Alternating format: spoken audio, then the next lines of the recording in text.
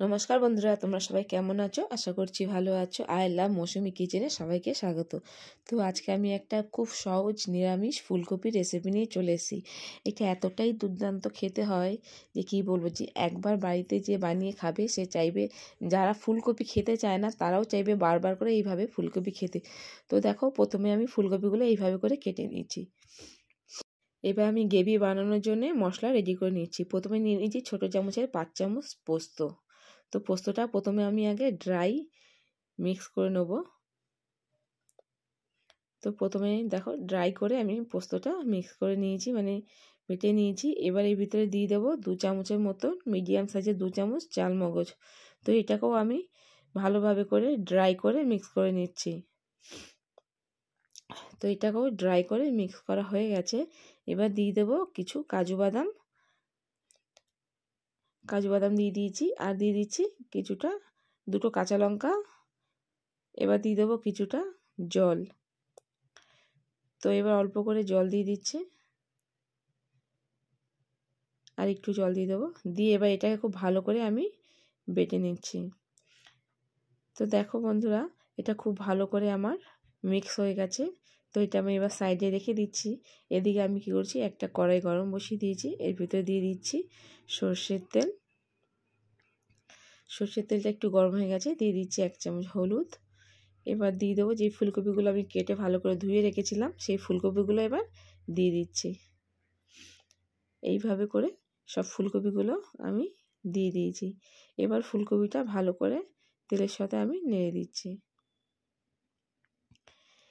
ফুলকপিটাকে খুব ভালো করে ভেজে নিতে হবে। তো দেখো ফুলকপিটা খুব ভালো করে নেড়ে দিচ্ছি। এবার এটাকে আমি ঢেকে 5 মিনিটের মতন ভেজে নেব। তো 5 মিনিট আমার হয়ে এসেছে। এবার দেখো এটাকে তুলে নিচ্ছি। ফুলকপিটা ভাজা হয়ে গেছে। এবার ফুলকপিটাকে আমি নাবিয়ে নিচ্ছি।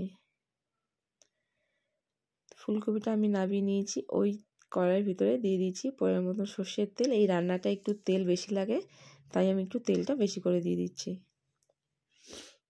সর্ষের দিয়ে এবার একটু জায়ফল, এটাকে আমি ঘষে দিচ্ছি। নিরামিষ রান্না একটু দিলে এটা খেতে খুব ভালো লাগে। তো খুব বেশি দেবো না, অল্প করে আমি ঘষে দিয়েছি। এবার দিয়ে দেবো কিছু গোটা গরম মশলা, দারচিনি, এলাচ আর লবঙ্গ দিয়ে গরম মশলাটাকে আমি হালকা করে ভেজে নিচ্ছি। এর ভিতরে দিয়ে দিলাম 5 ফোড়ন। তো এই সব মশলাগুলোকে আমি হালকা করে এবার ভেজে নেব।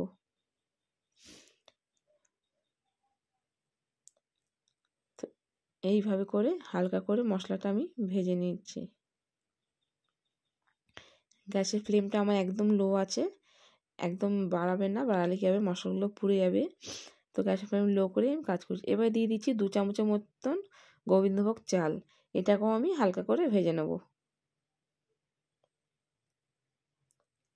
জাস্ট হালকা করে গোবিন্দভোগ চালটাকে ভেজে নিতে হবে। ভাজা হয়ে গেছে। এবার দিয়ে দিচ্ছি একটা টমেটো কুচি। তো টমেটো কুচিটা খুব ভালো করে আমি একটু হালকা করে ভেজে নেব। এইভাবে করে ভালো করে হালকা করে ভেজে নিতে হবে।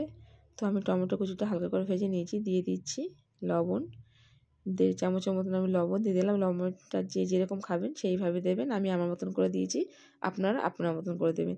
দিয়ে দিলাম 1.5 চামচের মতন আদা বাটা, 1 চামচ হলুদ, দিয়ে দিচ্ছি 2 চামচের মতন জিরে গুঁড়ো, ধনিয়া গুঁড়ো দিয়ে দিলাম 1.5 চামচের মতো।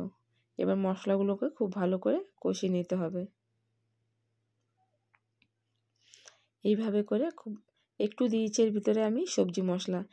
এইভাবে করে মশলাগুলোকে খুব ভালো করে কষিয়ে নিচ্ছি আমি মিডিয়াম টু লো ফ্লেমে।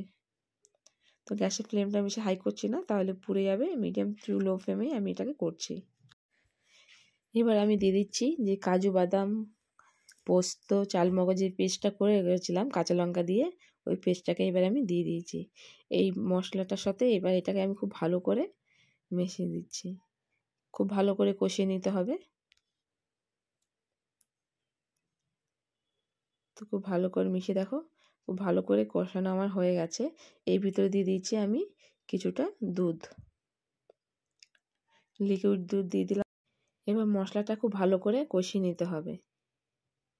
দুধটার সাথে মশলাটা খুব ভালো করে এবার কষিয়ে নিচ্ছি আমি। আপনারাও এইভাবে করেই করবেন।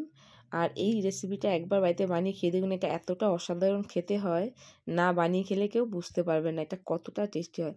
এবার দিয়ে দিচ্ছি 1 চামচ চিনি, এটা হলো অপশনাল, আপনারা চাইলে দিতেও পারেন নাও দিতে পারেন। একটু নিরামিষ তরকারিতে মিষ্টি দিলে তরকারিটা খেতে ভালো লাগে, আমার ভালো লাগে আমি দিচ্ছি, আপনাদের না ভালো লাগলে আপনারা না দেবেন, স্বাদের কোনো হেরফের হয় না, তো এটা অপশনাল। এবার এইভাবে দিয়ে ভালো করে এবার ঢেকে আমি এটাকে কষিয়ে নিচ্ছি। তো মশলাটা আমার দেখো খুব ভালো কষানো হয়ে গেছে, তখনই বুঝে মশলার গা দিয়ে যখনই তেল ছেড়ে আসবে তখনই বুঝবে মশলাটা খুব ভালো কষা হয়ে গেছে। তো এবার আমি এর ভিতরে দিয়ে দিচ্ছি কিছুটা ক্যাপসিকাম কিছুটা কুচি দিয়ে দিচ্ছি, দিয়ে খুব ভালো করে আমি এবার দিয়ে দেবো 2টো কাঁচা লঙ্কা চেরা। তো লঙ্কাগুলো খুবই ঝাল, আমি বেশি দিচ্ছি না, 4টে দিলাম, 2টো বাটা 2টো চেরা। তো এবার মশলার সাথে খুব ভালো করে এবার এটাকে মিক্স করে নিচ্ছি। এইভাবে করে যারা একবার বাড়িতে রেসিপিটা বানিয়ে খাবে তারা বারবার বলবে এইভাবে করে ফুলকপিটা খেতে চাইবে, এটা এতটাই দুর্দান্ত খেতে হয়। এটা ভাতের সাথে, পোলাওর সাথে বা রুটির সাথে খুব ভালো যায়, নানের সাথেও খুব ভালো যাবে। এবার মশলা কষানো হয়ে গেছে, আমি দিয়ে দিচ্ছি জল। এইভাবে করে একবার বাড়িতে বানিয়ে খেয়ে দেখুন, আর আমাকে কমেন্ট করে জানাবেন আপনাদের কেমন লাগলো রেসিপিটা।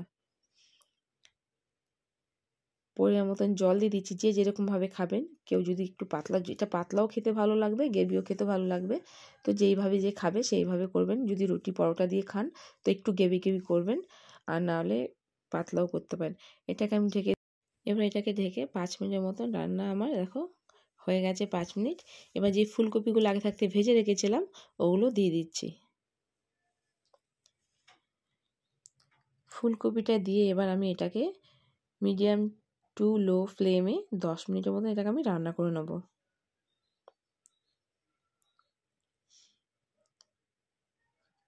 এইভাবে করে 10 মিনিটের মতো রান্না করে দেবো। এটা আমি তাদেরকেই বলবো যারা নিরামিষ খায় তারা একবার এইভাবে রেসিপিটা বানিয়ে খেয়ে দেখতে পারো, আশা করি ভালো লাগবে। এটা এতটা দারুণ খেতে হয়, যারা নিরামিষ খাও তারা এইভাবে করে রেসিপিটা বানিয়ে খেয়ে দেখো। এদেরকে রিকোয়েস্ট করবো একবার এইভাবে রেসিপিটা বাড়িতে বানিয়ে খাও। তো এইভাবে করে এটাকে রান্না করলে যে এত অসাধারণ খায়, যারা আমিষ খায় তারাও ভুলে যাবে আমিষ খেতে, এইভাবে করে যে রেসিপিটা বানিয়ে বাড়িতে খায়। তো এটাকে আমি এবার ঢেকে 10 মিনিটের মতো রান্না করি। তো 10 মিনিটের মতো রান্না আমার দেখো এটা হয়ে গেছে। এটাকে আমি এতটাই রাখবো গ্রেভি, এর থেকে বেশি শোকাবো না, একটু ধনেপাতা কুচি দিয়ে দিচ্ছি, যেহেতু এটা আমরা ভাত দিয়ে খাবো তো এটাকে একটু হালকা গ্রেভি রাখবো। তো আজকে রেসিপিটা আমাদের কমপ্লিট হয়ে গেলে, যদি তোমাদের ভালো লাগে লাইক করো, শেয়ার করো, সাবস্ক্রাইব করো, পাশে থাকা বেল আইকনটা প্রেস করে দাও, যখন আমি নতুন নতুন ভিডিও ছাড়বো তোমাদের কাছে সবার ফার্স্ট পৌঁছে যাবে। আর আমি নতুনদের বলবো একবার এইভাবে করে রেসিপিটা রান্না করে খেয়ে কমেন্ট করে জানাও। বাই।